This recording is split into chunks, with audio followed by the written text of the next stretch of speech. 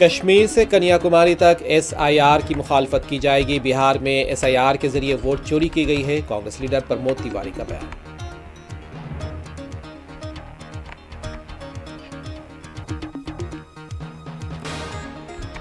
राहुल गांधी को मुल्क से माफी मांगनी चाहिए। दरगाह हजरत बल की तख्ती तनाज़े पर मरकजी वजीर गिरिराज सिंह का मुतालबा। कांग्रेस और तेजस्वी यादव पर बिहारियों की तौहीन का लगाया इल्जाम।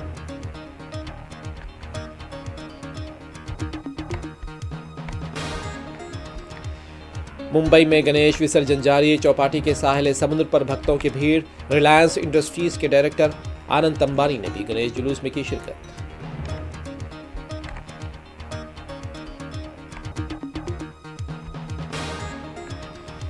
गजा के निहत्ते फलस्तीनी बाशिंदों पर इजराइल के हमले जारी। ताज़ा हमलों में 17 फलस्तीनी शहीद। स्कूल और रिहायशी खेमों को बनाया गया निशाना।